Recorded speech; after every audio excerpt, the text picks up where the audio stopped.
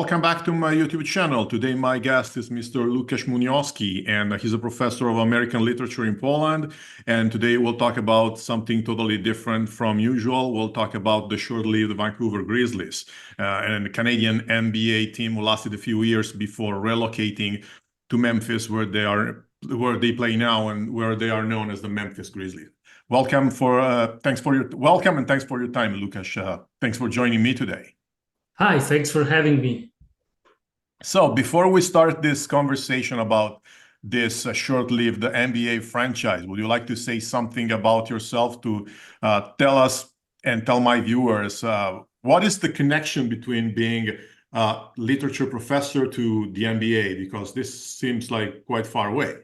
Yeah, my PhD was actually about narratives used to describe certain players. For example, Tim Duncan of the San Antonio Spurs was presented as boring. So the narrative was like around, the whole idea was that he was boring because he was so good that everything looked so easy that he was boring. Shaquille O'Neal was Superman, etc. So this is where the link came in.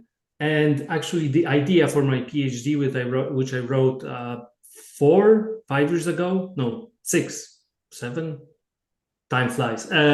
Some years ago, I wrote my PhD. The idea came from my professor because I actually wrote an academic article about Michael Jordan as a myth, as a mythical character.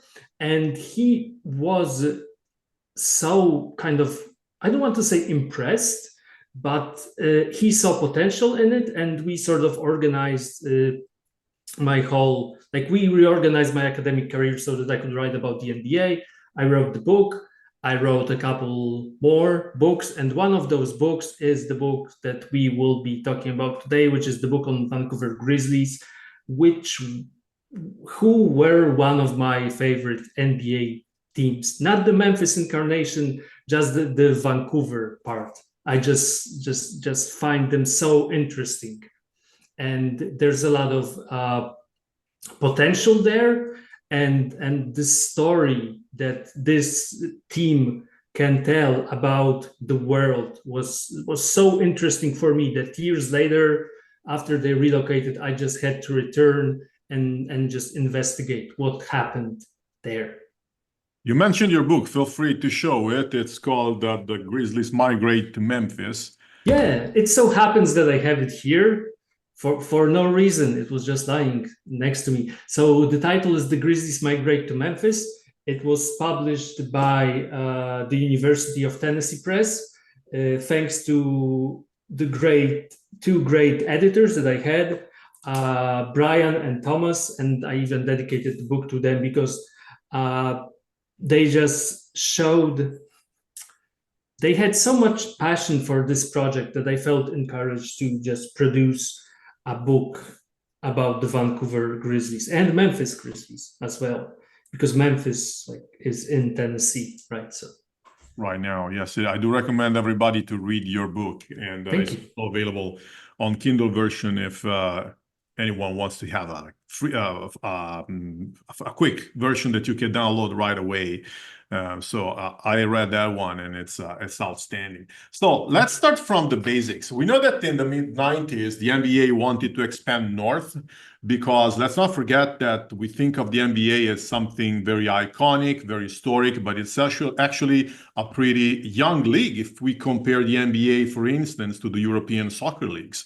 So in those years, they were expanding north, and they picked two cities, one of them being Toronto and the other one being Vancouver. So it's pretty straightforward to understand how Toronto was picked, but how was Vancouver picked? Because I would have expected Montreal to be the second one since they had a baseball team back then. What are your thoughts about it? Yeah, I mean, it's interesting because neither Montreal nor Vancouver had any basketball traditions, but Toronto, because of the fact that the Toronto Huskies played there for a year back when in the 1940s, Toronto was like an obvious choice. Plus, Toronto already wanted to participate in the expansion process. So we need to take a step back. The year is 1987. we have Miami, Orlando, Charlotte, Minnesota, Santa Ana for some reason, and Toronto as 6 teams that want to join the NBA. And the NBA picks 4. So we have Miami, Charlotte, Orlando, and Minnesota. Santa Ana, California doesn't make a lot of sense. And Toronto, the NBA wasn't yet ready. And then a couple of years passed and we had the Olympics in Barcelona. And you have already talked with Jack McCollum about the impact of the Dream Team on the perception of American basketball, but also the perception of America, right? As Europeans, especially you're from the Western Bloc, and I'm from the Eastern Bloc. So in the year 1989, your life meaning like life in Italy, hasn't changed as much as it changed in Europe, right? And for us, well, I was 5, 6 years old. For us, the NBA was like a carrier of certain values. We had like capitalism. For us was sort of Michael Jordan was as important for carrying capitalist values, let's say, as, I don't know, any American politician, you can say like Ronald Reagan, George Bush. The importance was similar because of the magnitude of that person. And NBA saw potential in that. So they decided to, as you said, venture to the north. And the whole idea behind like David Stern's idea, who was the commissioner of the league, he wanted to expand. He thought that the NBA, well, I think there was an interview when one of his like later interviews when he spoke about NBA having actually teams in Europe. Well, that didn't happen. But to return to your question, sorry, I'm just got looped up a bit.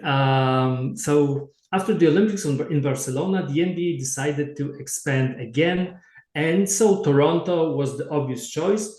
And Vancouver joined in for the simple reason that the owner of Vancouver Canucks, Arthur Griffith, wanted to move out of his father's shadow. So we have this father who is this great sports owner, and we have a son who wants to prove that he belongs as well. So he has the Vancouver Canucks, he has the arena, and he has seats to fill. So what other way to fill the seats in the arena when you have a hockey team than by bringing in a basketball team? Basketball is fashionable, it's new. It seems that the NBA is going to expand for years and years to come.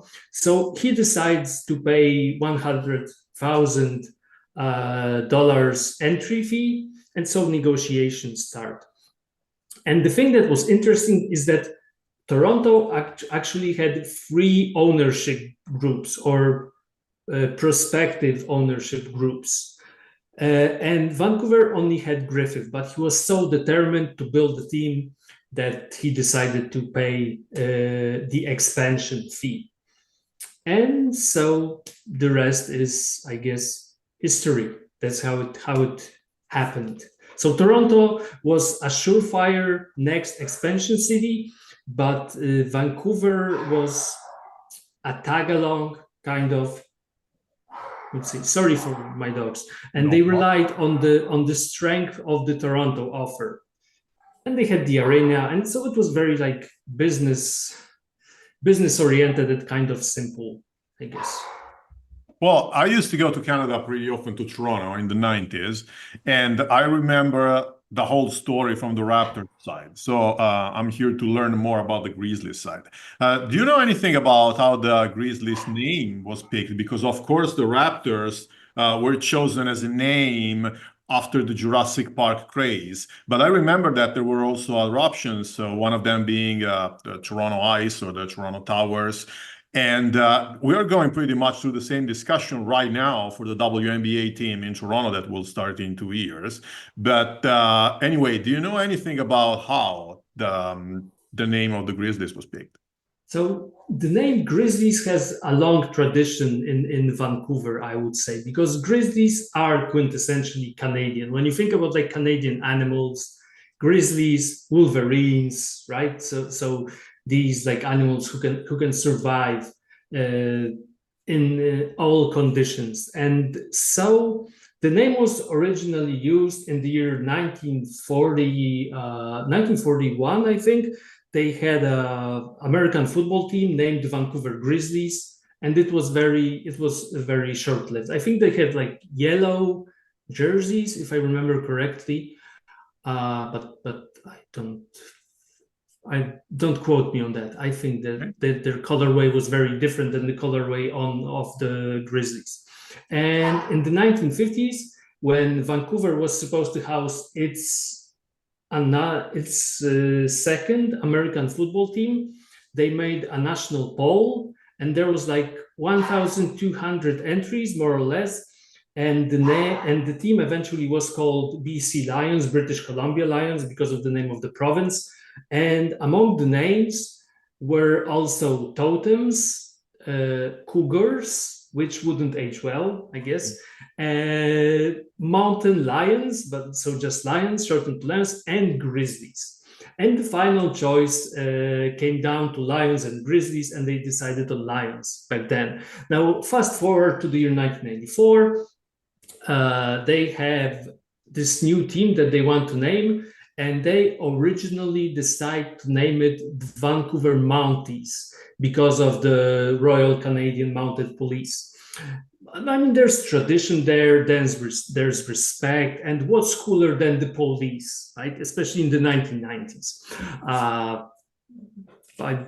Yeah, and eventually they settle on Grizzlies for the reason that the name itself had a long tradition. Plus, the police wasn't too happy about appearing on jerseys of a basketball team.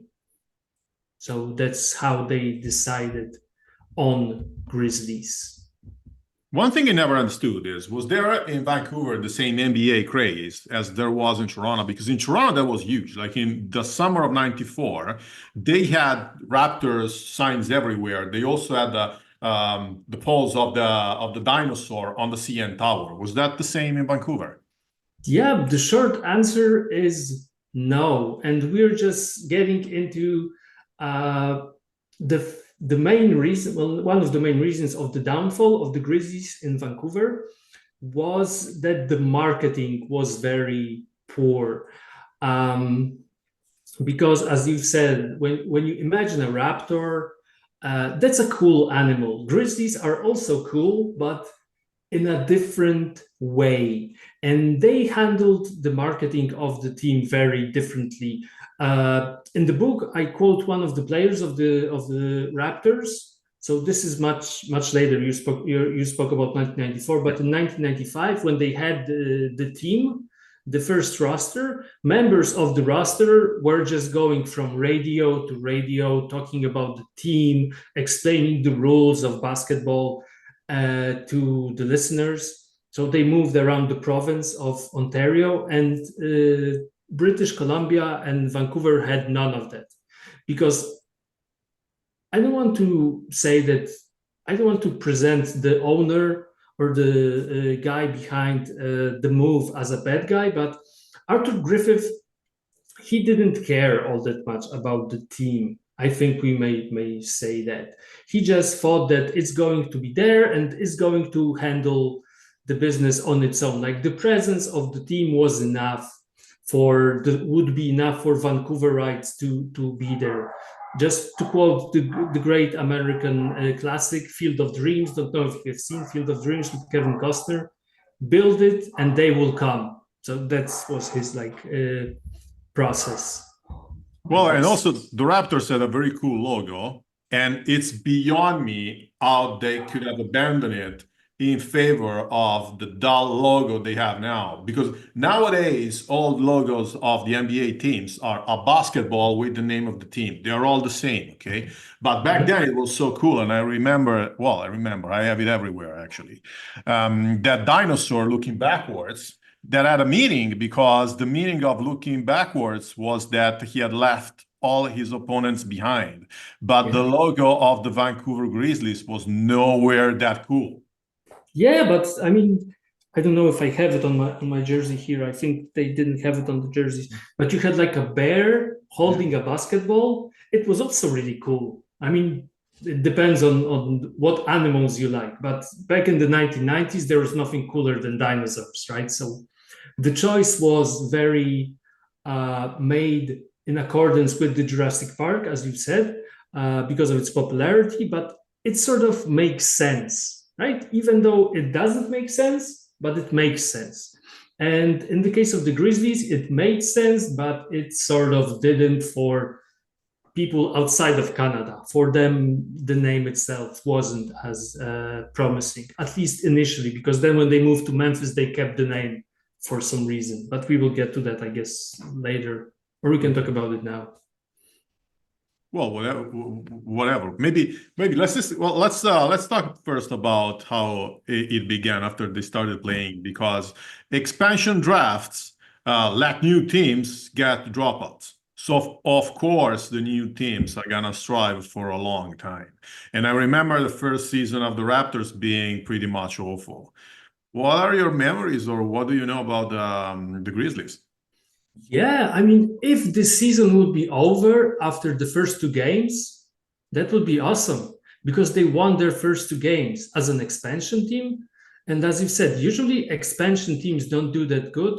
The only exception, I would say, was recently Las Vegas Knights. I think in the expansion year, they made the Stanley Cup final. That was incredible. I mean, that made for such an incredible story. But other than that, yeah, so they won their first two games and they've beaten the Blazers in Portland. I mean, Portland is pretty close. And then they won against the Minnesota Timberwolves. And actually, in the book, I describe a scene in which one of the assistant coaches jokingly shouts, 82-0, here we go. Yeah, and they lost the next 19 games. And they finished the season with 15 wins. So they weren't really that, they weren't good. The main issue when it comes to roster building was that the Grizzlies were prohibited from getting number one picks for a number of years. And because of that, they could never get the top player that would get them over the hump. That was one of the rules of expansion. Luckily, they have abandoned that in later years. So I don't want to get into like the X's and O's and basketball stuff, but just the Raptors.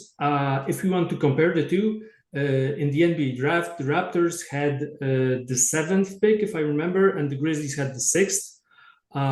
So the Raptors picked Damon Stoudemire. I don't know if you remember anything about that. Of course, Rookie of the Year. I have his jersey somewhere. Really? Oh, yeah. Wow, that's so cool. So he was a small guy, 5'10", if I remember correctly, 178 centimeters. And they called him Mighty Mouse. I remember that there was a mural of him in Toronto, and people loved him. He was very marketable.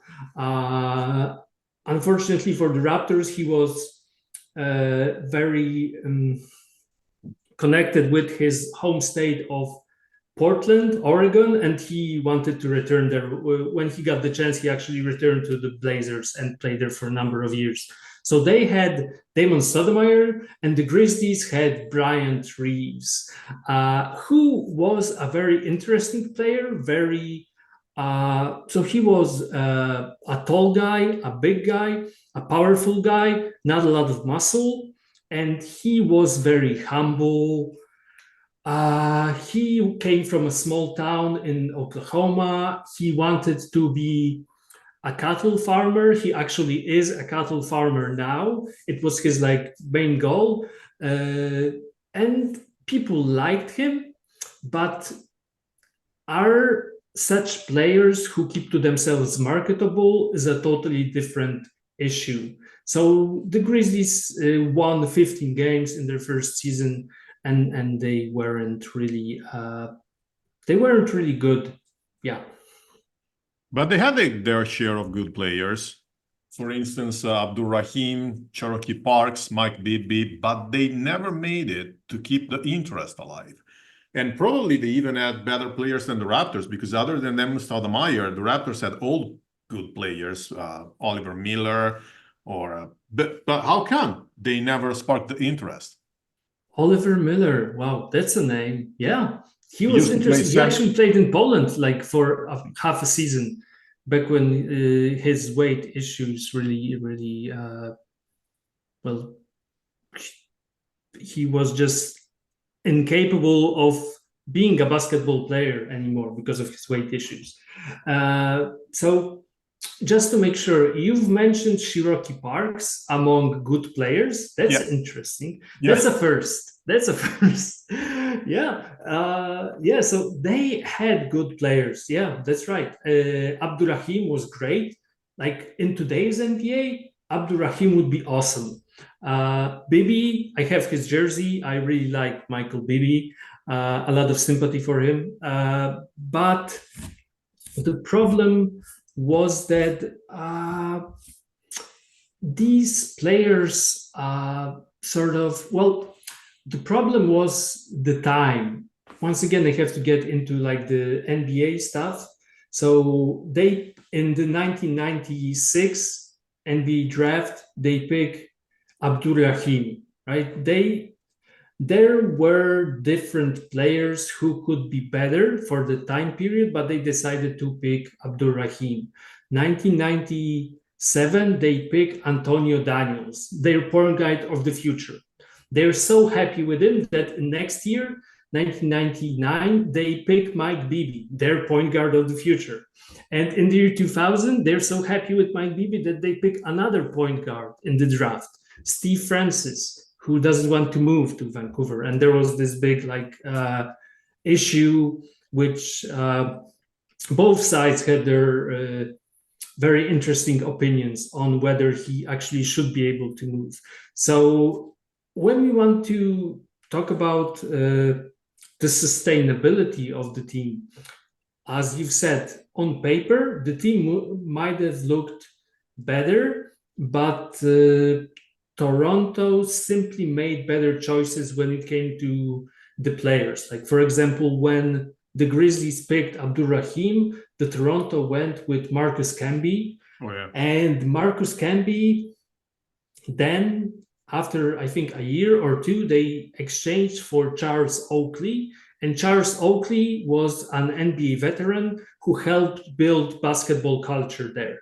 So it's not only about bringing in names, you should also bring people who want to stay there. And when it came to Memphis, when they employed Jerry West as the general manager, he wanted not only players who wanted to stay back after they moved to Memphis, he wanted players who not only were willing to play basketball, but they wanted to also establish a family and just stay in Memphis. Whereas the main guy on the Grizzlies, Brian Reeves, he was open about not wanting to stay in Vancouver, and whenever he had the chance, he went back to the family ranch in Oklahoma. So it's hard to build a basketball culture with, I don't want to say mercenaries, but people who don't really want to establish roots with the community. Yeah, that definitely makes sense. And I'm surprised by you saying that the Raptors managed their players better, because back then I was impatient. And whenever they were selling somebody, for instance, I remember being so annoyed by them selling Zantabak and John Sally. And I remember asking to the rest of my family in Canada, who's going to play center now? And the response I got was, do you think it matters? They're going to lose anyway. So it surprises me that you say that they had a better management of the players, but in the long run, you're definitely correct, because at the end of the day, the Raptors did win a championship, and we know what happened with the Vancouver Grizzlies. So of course you're correct. And you need those, like, people overlook the fact that you need older players, veterans who will show younger players the ropes. And Grizzlies, I mean, in their first season, they had Byron Scott, they had Greg Anthony. So players who knew but after one season, Byron Scott was gone, and there were no efforts made to make him, even though he later became an NBA head coach, there were no efforts to make him an assistant coach. Greg Anthony is a color commentator now, and you could use him as a culture builder, but because he had experience playing for Pat Riley in the Knicks. But again, they couldn't keep players in Vancouver for some reason. Seems so, yes. Well, we keep comparing the two teams because they started in the same year. And I would like to start or to ask you something different. Do you think that there was a special rivalry between the two teams, such a sort of, home rivalry? Because this is the impression that most of the Italians got. But I think that it made no sense. And indeed, I don't think that Canadians had this kind of feeling because Toronto and Vancouver are so far away that would be like discussing a rivalry between Miami and Los Angeles or between Real Madrid and a team in Kazakhstan. It just makes no sense. What do you think? Yeah, I totally agree with you. That's a very I mean, the distance is so far that just assuming that because of the fact that both teams are Canadian is supposed to build this rivalry is very accurate. There was probably some maybe some jealousy involved, and especially after Raptors lucked out in the draft. Well, lucked out when they picked Vince Carter, while the Grizzlies decided on Michael Beebe, even though they could pick Carter, but they picked Beebe, who was an NCAA champion at the time.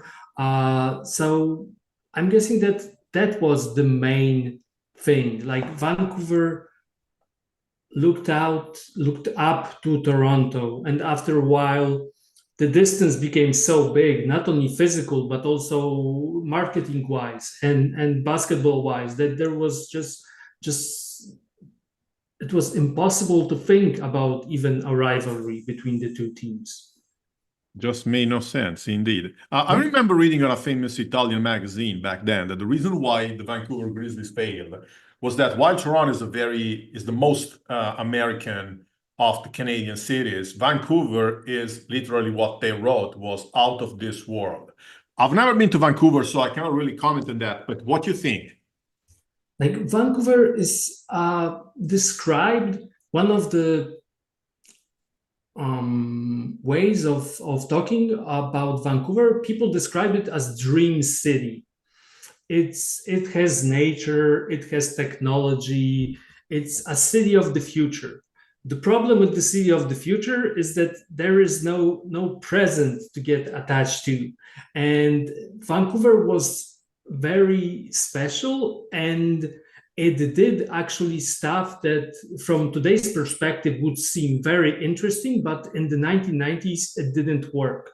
Like, for example, when the Grizzlies announced their uniforms and their names, they did it in a museum. It was made in a museum of anthropology, which from today's perspective seems very cool. But think about the 1990s. You have grunge, you have hip hop, you have this sort of this unrest brewing in society. When people want something to be edgy, you have reality TV just around the corner is going to appear soon. And you stage the unraveling of your team jerseys in a museum. And what is more, the jerseys were presented by a women's volleyball player, Gabby Reese. And today, it seems very progressive. Right now, it would be normal. But back then, it was so progressive that people actually did not know how to respond to that. And that's how Vancouver was at the moment. I don't know if it still is that way, but at the moment, it was perceived as too much concerned with the future and very, very, I don't know.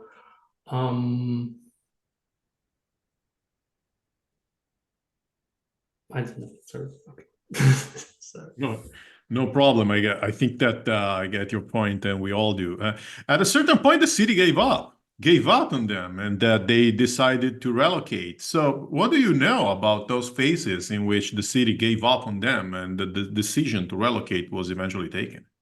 Yeah, so as I said earlier, a lack of players who had any roots was one thing. The other was the marketing didn't work, and basically, like, I don't know, the one of the marketing ideas that the Grizzlies had was for people to cut their hair the same way that Bryant Reeves had. So have the same hairstyle. If you're going to have the same hairstyle, you can attend a game for free. So those were their marketing. Yeah. Ooh. So those were their marketing ideas, like very, very strange marketing ideas. And the product was bad. I mean, losing only, it breeds only frustration. And one more thing that happened, basketball-wise, was the lockout that occurred in the year 1998, and it heavily impacted all of the league. But Vancouver suffered heavily. One of the reasons was that Bryant Reeves, he returned to Oklahoma, and he got really obese. And when you carry that much weight, it's obvious that your joints are eventually gonna break down. And the other thing was the ridicule that the city suffered in the year 2000 when they drafted Steve Francis. So in the year 2000, Vancouver has the second overall pick, and they decide to pick, or was it 1999? I'm getting those days confused. Was it? Yeah, it was 1999. Sorry. They pick Steve Francis with the second overall pick, and he says that he doesn't want to play for the Grizzlies. He even said before the draft, he was on record saying that he is not going to move there because he doesn't want to leave the United States. He was close with his family. I think he was raised by his aunt or his grandmother, and he was very close with his family, and he doesn't want to lose his family. So the journalists in Vancouver criticized him, and they used, it wasn't like explicitly racist, the language that they used, it was implicitly racist. So the usage of the words like homies, they have certain connotations.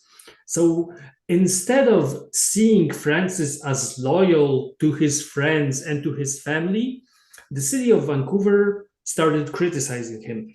And the response to that criticism was a lot of criticism from the outside, because around 80%, maybe more, of the NBA at the time was African American.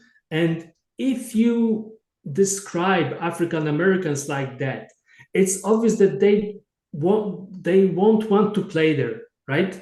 It's like understandable. If you offend one of us, you offend all of us. Like if somebody said that, I don't know, Polish people are trash, nobody would want to live in a city if people would have this sort of approach. So that's another thing. And because of the lockout, also the finances of the league suffered. One thing we didn't touch upon yet is the exchange rate, because the American dollar is different than the Canadian dollar, obvious stuff. And $1, one American dollar was being, the exchange rate was, I think, 1.4 or 1.5. So basically you needed, so $2 were $3 American, right? Yeah. If my math is correct. It's the other way around. It's another way around. 3 Canadian. Yeah, okay, sorry. So on a small scale, that's not a lot. But when we're talking about millions of dollars, So you have to pay players salaries in American dollars, but you earn revenue in Canadian dollars. So the balance simply wasn't there. So there were certain financial issues, and it was said that the team was losing like $20 million per season, more or less, once it was created. So that was a lot to pay for a team which actually wasn't good. If the team would be good on the court, that would mean something, but it wasn't. So what was the point of paying all that money?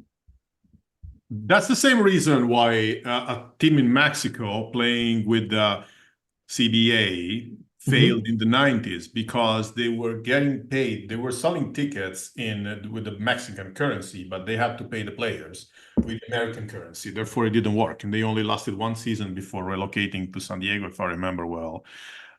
But how was Memphis picked for the Grizzlies? Because it's so different, so far away from Vancouver. Yeah. So the thing was, so we need to take a step back, I think, and talk about how the Grizzlies were actually sold to the guy who moved the team to Memphis. So in January of the year, so in January 2000, here comes a surprise announcement that Mike Hazley is going to be the new owner of the Grizzlies. 4 days earlier, the prospective owner, what was his name? From St. Louis, Bill Laurie, I think. So the previous guy who bought the Grizzlies from the Orca group to whom the Grizzlies belonged, Bill Laurie, was living in St. Louis, and he actually owned the St. Louis Blues, and he owned the arena in St. Louis. So it made perfect sense that he would do a thing that was similar to what Griffith did originally. So he had a hockey team, and he's going to bring a basketball team there. Even though the commissioner of the league, David Stern, was talking about keeping the team in Vancouver, and he made it one of the conditions, let's say. So in January 2000, Mike Hazley is announced as the new owner of the Grizzlies. He introduces himself as Mike from Chicago. He tries to present himself as the man of the people, and initially people love him because he sings the national anthem of Canada during the opening game of the 2000-2001 season. But in the middle of the season, in January, he starts complaining about losing money, and eventually he files a motion to relocate. So he promised that he was going to keep the team in Canada, yet after one season, the Grizzlies are already gone. Like, their offices are empty, and they just leave. And there were 4 prospective places. So there was Louisville, Kentucky. So Kentucky has a rich basketball tradition, but it's mostly college basketball. Anaheim, another city in California, so not a lot of sense. New Orleans, and Memphis. And Hazley originally wanted to move the team to the suburbs of Chicago, which is also interesting, but the inhabitants of the suburbs didn't want a team there. I mean, why would you want a team there? And the city of Memphis was picked because of the presence of FedEx, the company. What's the name of their business? Oh my God, how do you... Shipping? Transportation or shipping company, right? Yeah. A shipping company is located there, and they're offered to build Hazley a new arena for $250 million. And it took 2 years to build, and eventually the Grizzlies settled there. So once again, like it was all about the money. actually. What city was willing to give the most to the owner, that city the owner went with. So he decided on Memphis, which also wanted to have like a basketball team for a while. And Memphis had a rich basketball tradition with the ABA, but still, I mean, so they decided on Memphis, and they decided to keep the name Grizzlies for some reason. Well, this is bizarre, but it's not the most bizarre thing we've ever seen, because we have a team called Utah Jazz. Of course, there's no jazz in Utah, but also the most famous one that no one thinks of is the Los Angeles Lakers. There's no lake in LA, okay? It used to make sense when it was the Minneapolis Lakers. And indeed, keeping the Grizzlies name in such a hot place as Memphis doesn't make much sense. What are your thoughts about it? Yeah, I mean, I also think that, especially when you think about, like, let's say the Lakers had some sort of traditions. They won 3 championships in Minnesota, Right. so they made sense. So you kept the name, but keeping the name Grizzlies, I don't know. I still don't get it. But it's sort of, when you sort of say the name Memphis Grizzlies, it doesn't hurt. Like, it isn't painful on the ears. You know what I mean? It's like, it's not offensive. It's okay. Like Memphis Grizzlies, okay. Memphis Grizzlies, okay. I mean, Grizzlies are okay as animals, not as cool as Raptors, but they work, I guess. They do, yeah. Yeah, I mean, when you think about the ABA teams, you had like Memphis Sounds, Memphis Pros. So you might think about like the musical tradition of Memphis, or Memphis Pharaohs for some reason, because originally the Grizzlies played in the Pyramid, as the building was called. But I don't know. Maybe they just thought that there's no need to overcomplicate things. But we'll never know. We'll never know what can happen in the future, because let's keep in mind that a lot of teams have changed their name to a team that used to be there. For instance, the Charlotte Bobcats, that now their name is Charlotte Hornets again, or something of the sort even happened with the Winnipeg Jets, if I'm not wrong. So maybe one day we'll have the Vancouver Grizzlies again. We'll get to it in a second, but I would like to discuss something else first. All of a sudden, the team moves to Memphis and they start having success. I mean, not to the point of winning the championship, not to the point of reaching the final, but at least reaching the playoff on a solid basis. How come? Was it better management? Was it better players? Was it more attention by the public? Yeah, that's basically the reason, because Memphis itself isn't a big market, but you don't have other professional teams. It's similarly to when the Supersonics relocated to Oklahoma City and they became the Thunder. And there's no need to, I mean, even though Oklahoma City isn't Seattle, right? As marketing wise, the people loved their Thunder. And similarly to Memphis, the people love their Grizzlies now. Originally, it wasn't the case. But as I said earlier, when Jerry West came in, he built a culture of players who really wanted to be there. There was this player called Mike Miller who played in Memphis. And there was this story that one of his children was born in the hospital in Memphis. I think it was born, or there was some medical issue. And he decided to fund a whole wing of the hospital for the kids. So even though he might not, I don't know if he currently lives in Memphis. I think he lives in Miami. I mean, because why wouldn't you if you got the possibility? But he sort of felt a deeper connection with the place. And people and players in Vancouver, they weren't doing that. When we think about the first number that the Grizzlies retired, number 50, Zach Randolph, they didn't retire his number solely because of his basketball ability, even though he was a great player. Not a Hall of Fame player, no chance of making the Hall of Fame like ever with his basketball abilities, but he was great for the community. He cared about the community and he felt very connected to the community. So you had a number of players who actually felt at home in Memphis, and they wanted to stay there. When you think about players like Marc Gasol, right, the core four, as they were called, Marc Gasol, Mike Conley, Rudy Gay, and Tony Allen, they stayed there for a number of seasons, something that wouldn't be possible in Vancouver because they would probably be traded or something else would happen. So it was all about finding the right people and also finding the right city to build the team. Because think about the way the Memphis Grizzlies played. I'm talking about the grit and grind Grizzlies. Slow pace, very physical, low scoring games. It was like quintessential 90s basketball.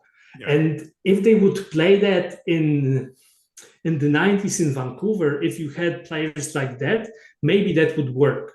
But Vancouver needed something else. Vancouver was the city of the future, the city of dreams, and they needed something spectacular. Maybe they expected something spectacular to happen. When the team didn't deliver, well, it relocated. Whereas when you think about grit and grind, you think about just people who work 9 to 5 and just go to work, do their work, and return to their families. And that was what these Grizzlies did. That was why they were so popular, because people could see themselves in them. And I think that was the reason why the team worked. Well, let's touch a critical point. That is further expansions. I'm totally against any other expansion since they increased the number of players from 12 to 15 because it's watering down the quality. So it's no surprise that Team USA struggles if we have so many players and the level of the championship keeps decreasing. Also because I think that a lot of people today are celebrating Jokic as a great player, the best in the world. That guy pales if compares to Vlade Divac. And I also think that if Arjan Komazets was playing today, he would be an NBA starter at the whole season. And back then in the 90s, he never made it to the NBA. Having said that, I think that the NBA doesn't care about what I think, and that sooner or later they will expand and get to 32 teams as the NHL did. I think that the most likely cities would be, of course, Seattle, of course, Las Vegas, because you mentioned the Knights, but also they have the Las Vegas Aces in the WNBA. Yeah, they are incredible. Who are doing incredible great. Team. An incredible team. They probably won't, don't quote me on that. They probably won't win this season because I think that New York is above them, but we'll never know. Really? Okay. Don't you think I'm so? rooting for the Lynx actually this season. Sorry, say it again? The Lynx. I'm rooting for the Lynx, the Minnesota team, because they're like, I spoke with some of the players because I cover women's basketball for like a website, and I make interviews with players, and I just have a personal connection with the Lynx. Okay, I think that New York is above them all. I think they're great. I mean, Sabrina Ionescu, she's an incredible player. Absolutely, they all are. Also, well, they have Courtney Vandersloot, they have Bree Stewart, yeah. So I think that they will win. But okay, getting back to the NBA expansion, I think that Las Vegas is a good option. Seattle is a good option. Can Vancouver be a good option? What do you think? Can we see another NBA Vancouver team? Yeah, that's a very good question, because I think it doesn't make a lot of sense financially to have a team in Vancouver, because if people in Vancouver want to watch NBA basketball, they can go to Portland and they will be able to go to Seattle just across the border. Yeah. And like the interest, I don't think the interest is there, especially since the Grizzlies, you already have the Grizzlies.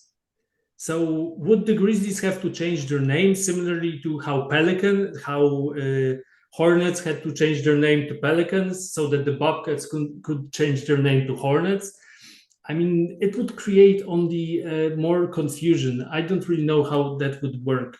And also, I don't think that, well, what the NBA is doing right now, the developmental league of the NBA has a team in Mexico, and we don't yet know how it works.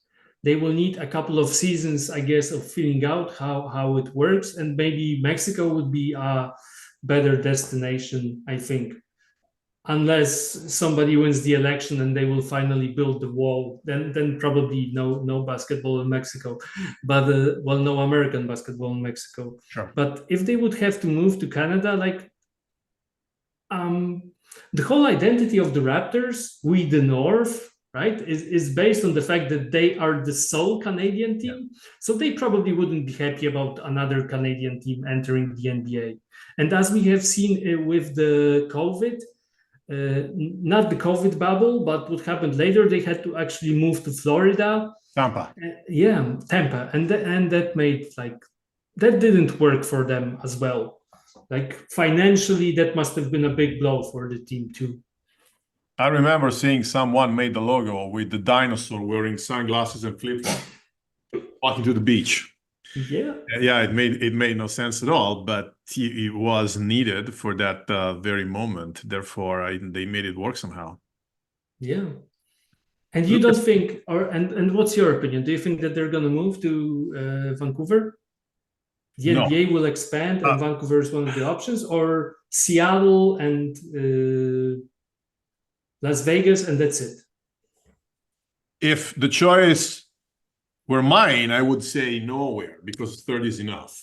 Okay. I think that Las Vegas is a viable option, also because they had one of the CFL US teams in 94, 95 that played for one season. So they have a good tradition of big professional sports. Other than that, I think that people want to see the Seattle Sonics again, because, I mean, the finals against the Bulls in the 90s were like iconic, okay? So let me tell you something. Last week, I subscribed the NBA app for, I got a league pass for 1 year. Since there were no games, because now the ladies league is playing, I watched one of the games of the finals from 96.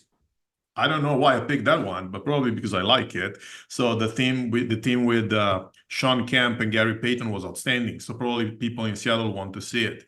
In Vancouver, I really see no reason to resurrect something that didn't work. Yeah. Because you can resurrect something that was successful. Yeah. For instance, the Charlotte Hornets had a good tradition with Larry Johnson and Alonzo Mourning back in the days. But to resurrect something that nobody watched, I would leave that alone. Yeah, it's pointless, totally pointless. I agree, especially since they will have Seattle close, and you already can pick, and they will be able to pick between Portland and Seattle. So what's the point? Yeah, I think that it's meaningless. Probably if they want to pick another Canadian city, probably Montreal would make sense. But let's not forget that right now, apart from the NHL, Toronto is the only city that has professional sports teams, because NFL has none, and they probably don't want to expand to Canada, and Canada doesn't want them for different reasons. That is, the Americans want to keep the NFL for themselves, and the Canadians don't want to water down the attention for the CFL. So nobody's interested in that. Yeah. NBA is only one Canadian team, that is the Toronto Raptors. This is what we've been discussing so far. Baseball, the Major League of Baseball, only has one Canadian team, that is Toronto, because Montreal relocated to Washington. And funny enough, I have Washington Nationals Cubs right behind me. Wow. Yeah, I was not planning to discuss this, but this is where our discussion brought us. And that's it, because then we have the NHL with 8 Canadian leagues, 8 Canadian teams, if I remember well, and that's the only case. So apart from Toronto, NHL is the only case. No, well, we have soccer. Yeah, I mean, soccer is still, they can't get soccer right for some reason in America, right? Which is just a topic for a totally different discussion. Sort of, because it's definitely getting some momentum right now with Messi. Last year, I went to Miami on vacation, and they were selling a lot of. The name of the team is escaping me now. Is it Inter Miami? Inter Miami. Yeah. They were selling a lot of Inter Miami merchandise everywhere. So it was, let me say, in Miami Beach, it was as big as the Miami Heat. And also, let's not forget that in ladies soccer, the US is the strongest team. Yeah. So I wouldn't say that they are so behind as the guys' American soccer. The guys, I mean, they just don't get it. For some reason, they just don't get it. They think soccer is, I think, not enough manly. For some reason, like lacrosse and soccer, they group them together as just sports which real men don't participate in for some reason. Even though I don't know if you have seen like the lacrosse players, they're just big, muscular guys, Yeah. and they would crush a regular person. But for some reason, they're described as soft. And soccer players similarly. But they had this momentum with David Beckham. You probably remember that as well, right? When the Beckhams came to Los Angeles to play for the Galaxy, and people were expecting like great things, and something happened. Not a lot. Then they have Zlatan, and Zlatan does. I mean, his debut game, the 2 goals that he scored, incredible goals, and he's just an incredible player, incredible personality. And so what? Let's not open that topic, because I think that Zlatan is one of the most overrated players ever. Really? Well, I mean, he's good. He's very Oh, good, but he's not the world best. He's not even top 10. Zlatan. I mean, historically, no. Historically, no. But he was. I mean, I mean, Haaland will be better. Yeah. Haaland is just incredible, probably better. But Zlatan as a personality, he worked for me for some reason. I don't know. I mean, to me, it's not even top 10.